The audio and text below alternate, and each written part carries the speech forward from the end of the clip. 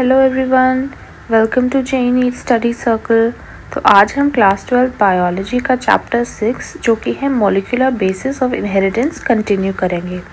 ये उस चैप्टर का सेकंड पार्ट है। अगर आपको फर्स्ट पार्ट देखना है तो उसका लिंक ऊपर आई कार्ड में पॉपअप हो जाएगा। सो मेक श्योर पहले आप उसे देखें एंड देन इसमें मूव ऑन करें। तो अब हम चलते हैं the search for genetic material पे। तो हमें ये पता लगा कि मिशर जो हैं इन्होंने वो किया था आइडेंटिफाई कि भाई हमारा न्यूक्लियस कैसे होता है, न्यूक्लियन डिस्कवर किया था इन्होंने। और उसी सेम टाइम पे मेंडल ने अपने प्रिंसिपल्स दिए थे इनहेरिटेंस के, वही मिड टू लेट 1860s के टाइम पे। बट इनको इन्होंने ये तो दे दिया, इन्होंने न्यूक्लियस दे दिया, इन्होंने प्रिंसिपल्स दे दिए, बट इन्हें ये नहीं पता था कि जेनेटिक मटीरियल क्या होता है। अब तो हमें पता है डीएनए होता है, बट इन्हें नहीं पता था कि जेनेटिक मटीरियल क्या होता है। 1926 तक हमारी जो जेनेटिक मटेरियल की वो थी सर्च, डिस्कवरी, उसको पहचानने का वो प्रोसेस, वो हमारा मॉलिक्यूलर लेवल तक पहुंच गया था। उनसे पहले काफ़ी डिस्कवरीज की थी, यही मेंडल ने, वॉल्टर सटर ने, मॉर्गन ने, इन्होंने काफ़ी साइंटिस्ट ने एक्सपेरिमेंट करके ये नैरो कर दिया थी सर्च कि भाई क्रोमोसोम्स होते हैं, कि हमारे क्रोमोसोम्स होते हैं ये न्यूक्लियस के अंदर और यही कुछ काम करते हैं जेनेटिक मटेरियल की तरह। बट जो क्रोमोसोम्स होते हैं ये होते क्या है, मतलब ये कौन से मॉलिक्यूल से बने होते हैं, ये चीज़ नहीं पता थी अब तक। तो ये तो पूरा इंट्रोडक्शन टाइप है। अब हम नेक्स्ट में इंपॉर्टेंट चीज़ पे चलते हैं जो कि हमारा ट्रांसफॉर्मिंग प्रिंसिपल है, ट्रांसफॉर्मेशन का एक्सपेरिमेंट। ये हमारा हुआ था, इसे मार्क करते चलते हैं। ये हमारा हुआ था 1926 में। किन्होंने किया था? ये हमारा किया था फ्रेडरिक ग्रिफिथ ने। तो इन्होंने क्या किया था, इन्होंने एक बैक्टीरिया लिया। क्या नाम है उस बैक्टीरिया का? बैक्टीरिया का नाम भी मार्क कर लीजिए, स्ट्रेप्टोकोकस निमोनिया। नाम से ही पता लग रहा है, Streptococcus pneumonia, pneumonia causing bacteria है ये हमारा बैक्टीरिया है जो कि निमोनिया कॉज करता है। इन्होंने क्या किया, इन्होंने जो एक्सपेरिमेंट किया ना, इन्होंने इसमें ये ऑब्जर्व किया कि जो ये हमारा बैक्टीरिया है ये कुछ ट्रांसफॉर्मेशन करके कुछ और ही बन गया, फिजिकल फॉर्म में ही चेंज हो गया। तो देखते हैं भाई क्या ट्रांसफॉर्मेशन हुई इसमें। तो जो स्ट्रेप्टोकोकस निमोनिया है, इन्होंने ग्रिफिथ ने इनके 2 स्ट्रेन्स लिए। स्ट्रेन्स मतलब 2 वैरायटी ली। तो एक स्ट्रेन लिया इन्होंने एस स्ट्रेन, एक स्ट्रेन लिया आर स्ट्रेन। तो इनके बीच में क्या डिफरेंस है स्ट्रेन्स के? वैसे तो नॉर्मल है, बस एस स्ट्रेन में ये डिफरेंस है कि इसके बाहर एक कोटिंग है। कैसी कोटिंग है? म्यूकस कोटिंग है। म्यूकस मतलब पॉलीसैकेराइड कोटिंग है। तो एस से याद रखिए आप स्मूथ, ये स्मूथ कॉलोनीज फॉर्म कर रहा है, स्मूथ और शाइनी कॉलोनीज। और जो आर स्ट्रेन है ये हमारा रफ है बाहर से, क्योंकि इसके बाहर कोई कोटिंग नहीं है। तो 2 स्ट्रेन लिए इन्होंने, आर स्ट्रेन और एस स्ट्रेन। ये यहाँ पे है रफ कॉलोनीज आर स्ट्रेन की और shiny colonies, smooth shiny colonies S strain की। और हाँ, ये भी मार्क कर लीजिए कि इसके ऊपर म्यूकस पॉलीसैकेराइड कोटिंग होती है एस स्ट्रेन के ऊपर, वाइल आर स्ट्रेन के ऊपर हमारी कोई कोटिंग नहीं होती। तो ये पढ़ने के बजाय हम ये देखते हैं यहाँ पे जो इन्होंने ये पॉइंट्स दे रखे हैं। तो सबसे पहले इन्होंने क्या किया, एस स्ट्रेन जो इन्होंने कॉलोनीज ग्रो कराई थी उसको इंजेक्शन में ले लिया और एक माइस में, चूहे में इंजेक्ट कर दिया। और जैसे ही इन्होंने इंजेक्ट किया, उस एस स्ट्रेन ने अपना काम दिखाया, बैक्टीरिया है उसको, माइस को इन्फेक्ट किया और माइस मर गया। सेकेंड इन्होंने क्या किया, आर स्ट्रेन लिया, आर स्ट्रेन को इंजेक्शन में ले लिया और माइस को इंजेक्ट कर दिया। तो आर स्ट्रेन ने माइस को कुछ वो नहीं किया इफेक्ट, माइस जिंदा रह गया हमारा। अब इन्होंने सोचा कि अच्छा ये तो हो गया, इससे तो कुछ भी प्रूव नहीं हुआ हमारा, बस ये प्रूव हो गया कि भाई माइस इन्फेक्ट हो गया।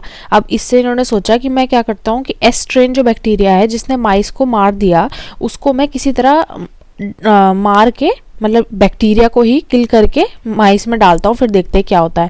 तो इन्होंने क्या किया, जो एस्ट्रेन होता है उसको हीट किल कर दिया, मतलब उसको हीट किया पहले इन्होंने बहुत ज़्यादा, और उस हीट की वजह से ये बैक्टीरिया मर गया। फिर इन्होंने ये हीट किल्ड एस्ट्रेन लिया, एक इंजेक्शन में माइस को इंजेक्ट किया और ऑब्जर्व किया कि माइस जिंदा रह गया। तो इससे हमें पता लग गया कि हाँ भाई इसे हीट करने से ना ये एस्ट्रेन मर जाता है या ये अपनी कोई भी एबिलिटी खो देता है। तो माइस जिंदा रह गया। फिर इन्होंने इस एक्सपेरिमेंट को और नेक्स्ट लेवल पे ले गए। जो हीट किल्ड हमारा ये एस्ट्रेन था जो यहाँ कुछ इफेक्ट नहीं दिखा पाया, इन्होंने इसे आर स्ट्रेन में डाला, लाइव आर स्ट्रेन जिंदा है, इसको हीट किल नहीं किया। अब आप ये देखेंगे हीट किल्ड एस्ट्रेन में कुछ इफेक्ट नहीं दिखाता है, हीट और ये लाइव आर स्ट्रेन भी कुछ इफेक्ट नहीं दिखाता है। पर इन दोनों को जब इन्होंने मिला के माइस में डाला तो माइस हमारा मर गया। अब ये तो बहुत ही सरप्राइजिंग सी चीज़ थी, क्योंकि दोनों इंडिविजुअली तो ये ऐसा कुछ काम नहीं करते कि माइस ये वो हो जाए कि मर जाए। तो ऐसा क्या हुआ इनके बीच में? तो इन्होंने इसको वो दिया कंक्लूजन कि जो ये हमारा आर स्ट्रेन है इसमें कुछ वो आई ट्रांसफॉर्मेशन। और ये चीज़ कैसे इन्होंने ऑब्जर्व करी कि ट्रांसफॉर्मेशन आई? इन्होंने माइस में से वो करी, जो मर गया था माइस इंजेक्ट करने की वजह से, उसमें से कुछ वो करा एक्सट्रैक्ट करी क्या कहते हैं बैक्टीरिया को, और इन्होंने ये चीज़ नोटिस हुई कि जो बैक्टीरिया इनके अंदर से माइस के अंदर से निकला वो एस स्ट्रेन बैक्टीरिया था, और वो भी लाइव एस स्ट्रेन था, जबकि एस स्ट्रेन तो हमने हीट किल करके डाला था। तो इन्होंने ग्रिफिथ ने बोला कि हमारा कुछ ऐसी ट्रांसफॉर्मेशन हुई है कि हमारा आर स्ट्रेन जो है ये एस स्ट्रेन में कन्वर्ट हो गया, क्योंकि इन दोनों को हमने मिला दिया था। तो और वो कैसे कन्वर्ट हुआ, इन्होंने बोला कि इसका जो जेनेटिक मटेरियल था आर स्ट्रेन का, इसमें कुछ वो आ गई चेंजेस, और इसकी वजह से इसने अपने चारों तरफ वो म्यूकस पॉलीसैकेराइड कोटिंग कर ली और ये वायरुलेंट बन गया। तो ये किस वजह से हुआ है, इन्होंने बोला कि किसी जेनेटिक मटेरियल के पास होने की वजह से बना है, कि ये ना जेनेटिक मटेरियल में कुछ ट्रांसफॉर्मेशन हुई है, उसकी वजह से हुआ है। अब जेनेटिक मटेरियल क्या होता है इनसे पूछें तो इन्होंने बस अपनी स्टडी यहीं करके छोड़ दी कि भाई जेनेटिक मटेरियल नहीं पता मेरे को क्या होता है, बट उसकी वजह से हुआ है ये, और सही भी थे ये इसी बात पे कि हाँ भाई जेनेटिक मटेरियल में ही चेंजेस आए थे। अच्छा, एक चीज़ ध्यान रखिए कि जो ये एस्ट्रेन होता है जिसपे पॉलीसैकेराइड कोटिंग होती है, म्यूकस कोटिंग होती है, ये क्यों वायरुलेंट होता है और आर स्ट्रेन क्यों नहीं होता, क्योंकि जो एस्ट्रेन होता है उसकी जो कोटिंग है ना वो इसको माइस के इम्यून सिस्टम से प्रोटेक्ट करे रखती है, पर आर स्ट्रेन जो होता है सिंस उसकी कोई प्रोटेक्टिव कवरिंग नहीं है स्पेशल, तो जो माइस का इम्यून सिस्टम है वो आर स्ट्रेन से डील कर लेता है पर एस स्ट्रेन से डील नहीं कर पाता, ये चीज़ ध्यान रखिए। तो इसमें हमारी बेसिक चीज़ यही है, इसमें ये मार्क कर लीजिए यहाँ पे कि जो हमारा आर स्ट्रेन सिंथेसाइज करता है कोटिंग और वायरुलेंट बन गया, तो ये इसका यही है कि ये हमारा ट्रांसफ़र ऑफ जेनेटिक मटेरियल की वजह से हुआ है, पर ये इसका बायोकेमिकल नेचर नहीं बता पाए कि जेनेटिक मटेरियल का बायोकेमिकल नेचर क्या होता है। तो चलो ये तो हम ये नहीं बता पाए, बट फिर भी इनका ये एक्सपेरिमेंट बहुत ज़्यादा वो था रेवोल्यूशनरी उस टाइम पे। तो इनके बाद अब 3 साइंटिस्ट आए, क्या थे ये 3 साइंटिस्ट, इनके नाम मार्क कर लीजिए, ऑसवाल्ड एवरी, कॉलिन मैकलॉड और मैकलिन मैककार्टी। ये हमारे आए 1933 टू 44 के बीच में, इन्होंने एक्सपेरिमेंट्स करे अपने।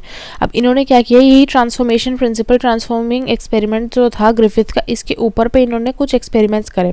अब जिस टाइम ये लोग आए थे ये 3 साइंटिस्ट, उस टाइम पे हमारा जेनेटिक मटेरियल माना जाता था कि हाँ भाई प्रोटीन हो सकता है, क्योंकि हमारी बॉडी में नॉर्मल बॉडी वो होती है लिविंग ऑर्गेनिजम्स में प्रोटीन्स का बहुत काम होता है, हर चीज़ में प्रोटीन्स बहुत इंपॉर्टेंट वर्क शो करते हैं और इजीली ऑब्जर्व भी किए जाते हैं। तो इन्होंने सोचा कि भाई चलो हम इसका कोई वैसा प्रूफ निकालते हैं, एक्सपेरिमेंटल प्रूफ कि भाई हमारा ये प्रोटीन होता है। तो इन्होंने क्या किया, इन्होंने ग्रिफिथ का यही ट्रांसफॉर्मिंग प्रिंसिपल पे इन्होंने अपने एक्सपेरिमेंट्स किए।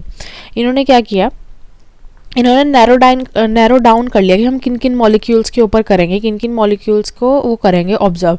तो इन्होंने देखे प्रोटीन्स को देखा, डीएनए को देखा, आरएनए को देखा, एक कार्बोहाइड्रेट्स भी होता है, बट कार्बोहाइड्रेट्स को इन्होंने नहीं किया क्योंकि कार्बोहाइड्रेट्स को कोई बिलीव नहीं करता था साइंटिस्ट की हो नहीं सकता, ये वैसे भी इसमें इस तरह की प्रॉपर्टीज़ नहीं है कि ये जेनेटिक मटीरियल की तरह काम करे। तो मेन यही थे प्रोटीन, डीएनए और आरएनए, इन तीनों को इन्होंने यूज़ किया। इन्होंने यही जो लास्ट वाली इनकी कॉन्कॉक्शन थी इनकी ग्रिफिथ की, हीट किल्ड एस्ट्रेन और हमारा आर स्ट्रेन लाइव, इनको मिक्स किया इन्होंने। पर किस तरह मिक्स किया, इन्होंने ना इसको 3 पार्ट में डिवाइड कर लिया। सबसे पहले इन्होंने जो फर्स्ट किया, फर्स्ट में इन्होंने वो किया प्रोटीन पे किया।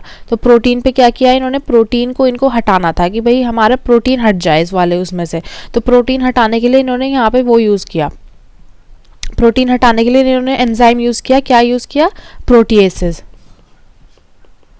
अब ये डाला तो इसकी वजह से क्या हुआ, हमारे ये कॉन्कॉक्शन थी हीट किल्ड एस्ट्रेन की और आर स्ट्रेन की, इसमें से प्रोटीन हट गया क्योंकि हमने प्रोटीन को वो कर दिया, इसमें से डिजोल्व कर दिया, हटा दिया एंजाइम की हेल्प से।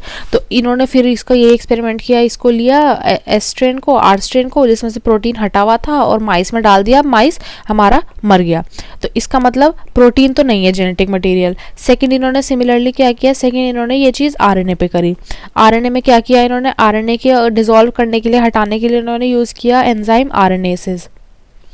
आरएनएसिस को यूज़ किया, फिर भी हमारा वो क्या हुआ, माइस मर गया। तो इसका मतलब हमारा ये भी नहीं है, आरएनए भी नहीं है। थर्ड इन्होंने लास्ट यूज़ किया डीएनए को। अब डीएनए पे इन्होंने क्या एंजाइम यूज़ किया, एंजाइम डीएनए का होता है जैसे आरएनए का था, इसका होता है डीएनएस। डीएनएस यूज़ किया इन्होंने, और इस वाले में इन्होंने ऑब्जर्व किया कि हमारा जो वो होता है जो माइस होता है, जब हमने उसमें एस और एस और R strain, S heat killed, R live, जिसका डीएनए हटा हुआ था वो हमने माइस में डाला तो माइस हमारा जिंदा रह गया। तो इसकी वजह से ये पता लगा पाए कि अगर हमारा डीएनए की हटाने की वजह से जिंदा रह गया तो इसका मतलब ट्रांसफॉर्मेशन नहीं हो पाया। और ट्रांसफॉर्मेशन हमने क्या किया था, क्या कहा था हमने कि ट्रांसफॉर्मेशन होता है हमारे जेनेटिक मटेरियल में। तो सिंस ट्रांसफॉर्मेशन नहीं हुआ डीएनए के हटाने पे, तो इसका मतलब हमारा डीएनए जो है वो हमारा जेनेटिक मटेरियल निकल के आ गया। तो ये एक बहुत रेवोल्यूशनरी और बहुत इंपॉर्टेंट स्टडी थी। तो यही यहाँ पे बोला है इन्होंने कि प्रोटीन का डाइजेस्टिंग एंजाइम प्रोटीएसेस, आरएनए डाइजेस्टिंग आरएनएसेस, इन्होंने दोनों ने हमारा इफेक्ट नहीं किया ट्रांसफॉर्मेशन को, मतलब हमारे ट्रांसफॉर्मेशन दोनों के केस में होती चली गई। और फिर नेक्स्ट इन्होंने बोला है हाउएवर हमारा डाइजेशन ऑफ डीएनए, हमने डीएनए जैसे डाइजेस्ट किया उसकी वजह से हमारा ट्रांसफॉर्मेशन इनहिबिट हो गया। तो इसकी वजह से इन्होंने ये किया कंक्लूड कि हमारा डीएनए जो है ये हमारा ट्रांसफॉर्मेशन कॉज करता है।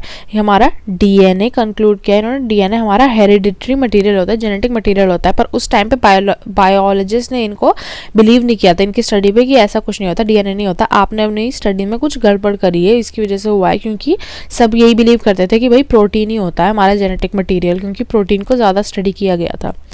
बट अब इसका हमारा एकदम 100% प्रूफ कि डीएनए हमारा जेनेटिक मटेरियल होता है, ये इनके बाद दो साइंटिस्ट आए, इन्होंने दिया। तो जेनेटिक मटेरियल इज डीएनए, ये वाला हम पढ़ते हैं। अब इसमें क्या था हमारा कि डीएनए जो हमारा जेनेटिक मटेरियल होता है ये हमारा आया किनके एक्सपेरिमेंट से, Alfred Hershey and Martha chase. तो हर्शी एंड चेज के से आया इन द ईयर 1952। तो ये वाला एक्सपेरिमेंट काफ़ी इंपॉर्टेंट है। इन्होंने क्या किया, इन्होंने काम किया वायरसेस पे जो कि हमारे बैक्टीरिया को इन्फेक्ट करते हैं। ऐसे वायरसेस को हम क्या कहते हैं, ऐसे वायरसेस को हम कहते हैं बैक्टीरियोफेज। ये तो हमें पता ही है, ऐसे वायरसेस को हम कहते हैं बैक्टीरियोफेज।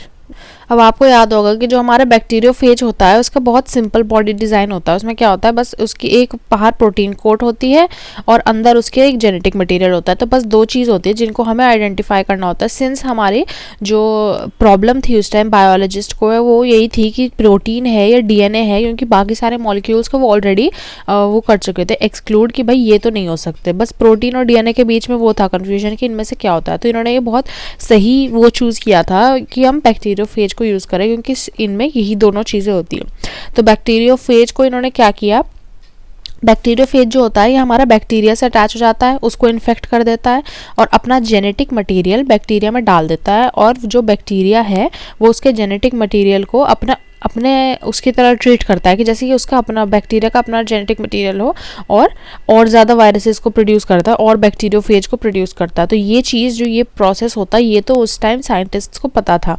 इसी के बेसिस पे इन्होंने इस एक्सपेरिमेंट को किया। तो इन्होंने क्या किया, इन्होंने बैक्टीरियोफेज को लिया, उन्होंने दो ग्रुप्स में डिवाइड कर दिया। एक ग्रुप को इन्होंने क्या किया, एक ग्रुप को इन्होंने ट्रीट किया रेडियो एक्टिव फॉस्फोरस से। कौन सा फॉस्फोरस, ये हम इसमें पढ़ने के बजाय ये देखते हैं डायग्राम, इससे ईजिली याद रहेगा।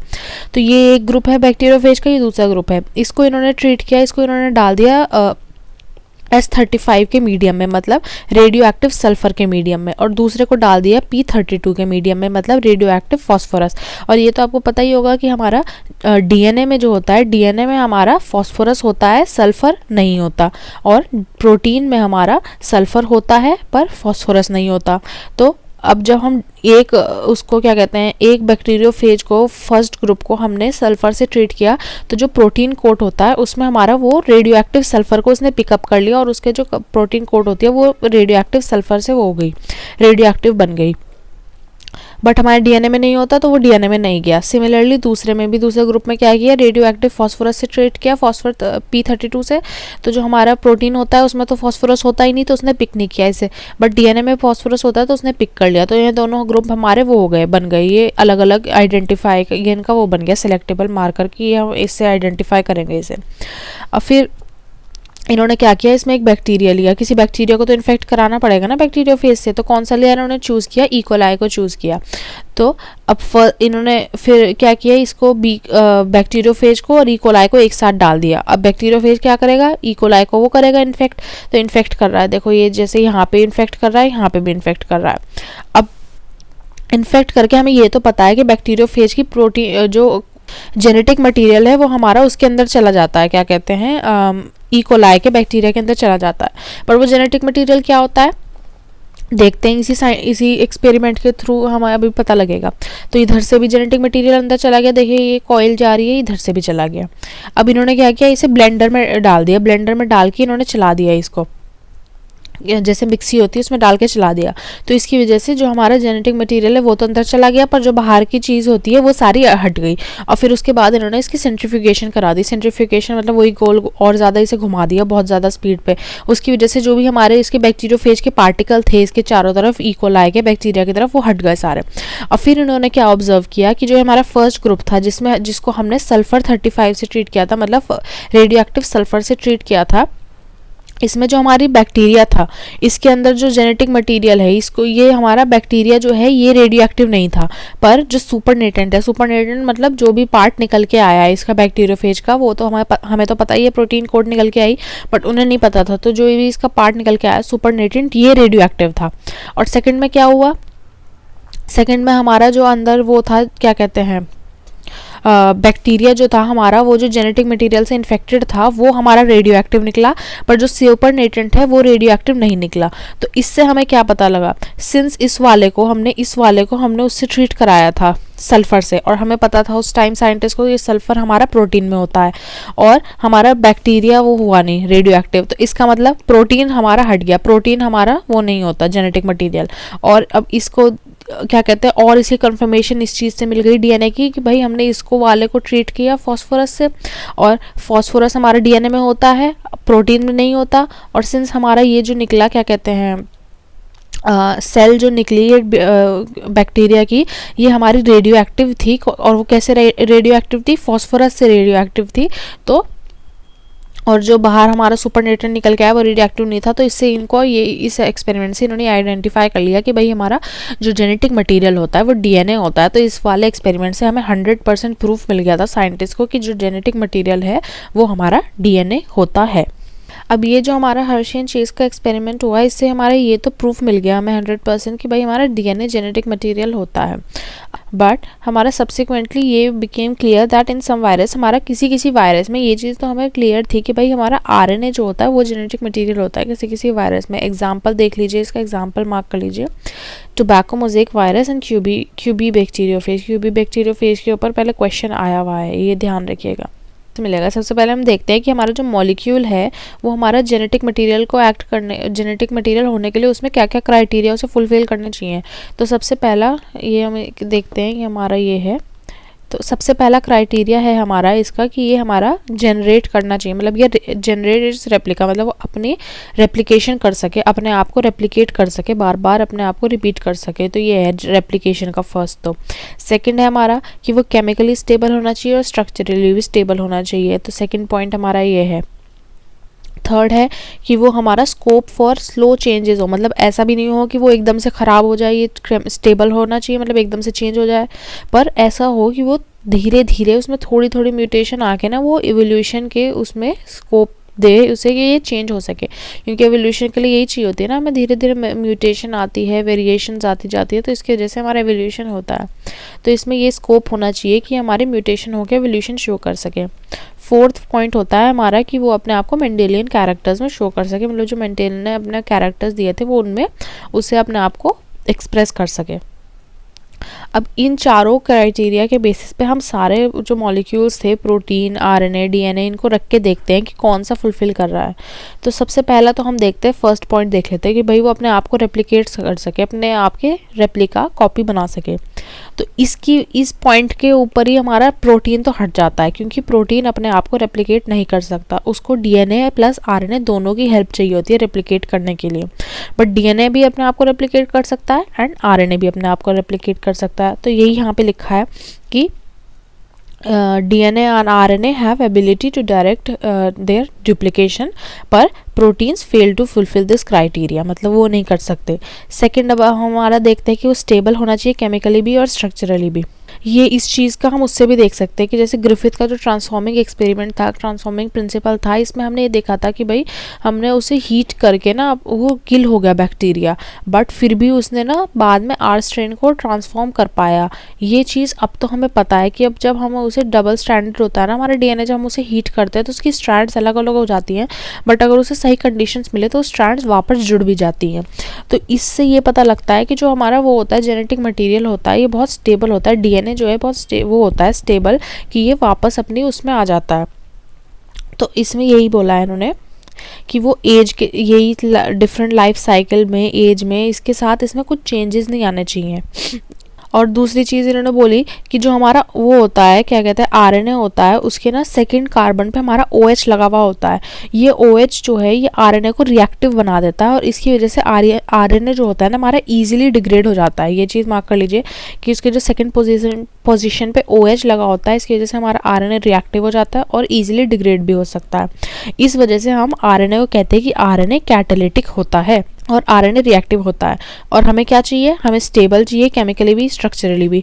तो इस वजह से हम आरएनए को भी रूल आउट कर सकते हैं। डीएनए जो है हमारा वो केमिकली स्टेबल होता है और रिएक्टिव भी नहीं होता है, इसलिए डीएनए बेटर जेनेटिक मटेरियल है दोनों न्यूक्लिक एसिड्स की कंपैरिजन में। फर्दर एक सेकंड पॉइंट आता है हमारा आरएनए और डीएनए के बीच में कि हमें आपको याद होगा डीएनए में थाइमीन प्रेजेंट होता है, आरएनए में यूरेसिल प्रेजेंट होता है। जो थाइमीन होता है ना हमारे यूरेसिल की जगह, वो डीएनए को और भी ज़्यादा स्टेबिलिटी प्रोवाइड कर देता है। तो presence of thymine in place of uracil हमें डीएनए को और ज़्यादा वो करता है। अब बोथ डीएनए और आरएनए हमारे म्यूटेट कर सकते हैं, पर सिंस हमारा डीएनए अनस्टेबल है वो हमारा जल्दी जल्दी म्यूटेट करता है। वही बोला ना हमने, स्ट्रक्चरली इतना स्टेबल नहीं है, ये रिएक्टिव है कैटालिटिक है, तो ये जल्दी जल्दी करेगा। और इसी वजह से जो आरएनए होता है ना हमारा वायरसेस में, आपको पता होगा वायरसेस की ये तो हमें पता है लाइफ फॉर्म शॉर्ट होती है, छोटी सी लाइफ साइकिल होती है, बट वायरसेस बहुत जल्दी इवॉल्व करते हैं। आप उन पर कोई एडवर्स कंडीशन में डालेंगे तो वो एकदम से जल्दी से इवॉल्व कर जाएंगे, बट उनकी लाइफ साइकिल छोटी होती है, तो इस वजह से वो इसको सस्टेन कर पाते हैं। अगर जैसे ह्यूमंस या कोई ऐसे ऑर्गेनिज्म हो जिसकी लाइफ साइकिल लंबी होती है और उनका हम आरएनए बना दे जेनेटिक मटेरियल, तो वो सस्टेन नहीं कर पाएंगे उसको। बट एक चीज़ अब आपको ध्यान रखनी है कि जो हमारा प्रोटीन का, आपको याद होगा सेंट्रल डॉगमा हमने पढ़ा था, उसमें क्या था, डीएनए हमारा रेप्लिकेट करता है, फॉर्म करता है आरएनए और फिर वो प्रोटीन फॉर्म करता है। तो हमारा जो डीएनए है वो आरएनए के ऊपर डिपेंडेंट है प्रोटीन के सिंथेसिस के लिए। तो इससे ये चीज़ हमारी पता लगती है कि जो हमारा प्रोटीन सिंथेसिस का मैकेनिज्म है ये हमारे आरएनए के चारों तरफ रिवॉल्व करता है। तो इससे ये पता लगता है कि आरएनए पहले बना होगा। तो ये चीज़ आप ध्यान रखिए कि फर्स्ट जेनेटिक मटेरियल हमारा आरएनए होता है, बट स्टेबल जेनेटिक मटेरियल हमारा डीएनए होता है। तो इवोल्यूशन के उसमें हमारा जो अर्थ पे लाइफ आई तो उसमें ये कहते हैं कि सबसे पहले हमारे आरएनए बना, फिर जेनेटिक मटेरियल डीएनए बना। ये भी मार्क कर लीजिए कि DNA being more stable is preferred for storage of genetic information, but transmission के लिए जेनेटिक इन्फॉर्मेशन के लिए आरएनए बेटर है। तो मतलब जब हमें जेनेटिक मटेरियल स्टोर करके रखना है, इन्फॉर्मेशन को स्टोर करके रखना है, तो हम डीएनए को यूज़ करेंगे। बट अगर हमें इसको वो करना है, ट्रांसमिट करना है, आगे कहीं भेजना है, तो फिर हम आरएनए को यूज़ करेंगे, उसके लिए आरएनए बेटर होता है। तो इसमें आरएनए वर्ल्ड में यही सेम चीज़ बता रहे हैं जो मैंने आपको बताया कि इमीडिएट क्वेश्चन हमारा क्या आता है दिमाग में कि भाई फर्स्ट जेनेटिक मटेरियल क्या था अगर हम आरएनए और डीएनए का पढ़ रहे हैं, क्योंकि यहाँ तो बहुत ज़्यादा मर्की सी हो जाती है, इन्फॉर्मेशन क्लियर नहीं दिखती कि भाई क्या था। बट ये चीज़ हम केमिकल एवोल्यूशन में आगे पढ़ेंगे, बाद में पढ़ने की चीज़ है ये, बट यहाँ ब्रीफली ये चीज़ इंपॉर्टेंट है, मैं ध्यान रखनी कि आरएनए जो है ये हमारा फर्स्ट जेनेटिक मटेरियल था, जो मैंने आपको अभी बताया ये हमारा फर्स्ट जेनेटिक मटेरियल था। कि कैसे कह सकते हैं, हम कैसे कंक्लूड कर सकते हैं, क्योंकि अगर हम ऑब्जर्व करें तो नेचर में हमारे जो प्रोटीन या मतलब जितने भी ये प्रोसेसेस हैं इससे रिलेटेड एसेंशियल लाइफ प्रोसेसेस जैसे मेटाबॉलिज्म, ट्रांसलेशन, स्प्लाइसिंग वगैरह, ये हमारे आरएनए के चारों तरफ बने हुए हैं, मतलब आरएनए के बेसिस पे बने हुए हैं। आरएनए हमारा, ये बोला इन्होंने, RNA used to act as a genetic material as well as catalyst, मतलब हमारा पहले जो आरएनए था वो जेनेटिक मटेरियल की तरह एक्ट करता था और कैटलिस्ट की तरह भी एक्ट करता था। पर सिंस आरएनए हमारा कैटालिटिक होता है, कैटलिस्ट होता है, रिएक्टिव होता है, और इसी दोनों चीज़ों की वजह से वो अनस्टेबल होता है, तो इसीलिए आरएनए के में से हमारा डीएनए निकला। डीएनए हमारा इवॉल्व होकर निकला इसमें से, क्योंकि डीएनए हमारा स्टेबल होता है। तो ये आरएनए की मॉडिफिकेशंस ही हुई जिसकी वजह से हमारा डीएनए निकल के आया। डीएनए हमारा डबल स्ट्रैंडेड होता है, कॉम्प्लीमेंट्री स्ट्रैंड्स होती हैं, इसमें बहुत सारी चीज़ें होती हैं, हम अभी आगे देखेंगे, जिसकी वजह से हमारा डीएनए जो है ये बहुत स्टेबल था आरएनए की कंपैरिजन में। बट ये चीज़ आपको ध्यान रखनी है कि फर्स्ट जेनेटिक मटेरियल हमारा आरएनए ही था और फिर स्टेबल जेनेटिक मटेरियल हमारा डीएनए है। तो ये देखिए डीएनए हमारा आरएनए में से ही इवॉल्व होकर आया है, जिसमें केमिकल मॉडिफिकेशन होने की वजह से वो स्टेबल था।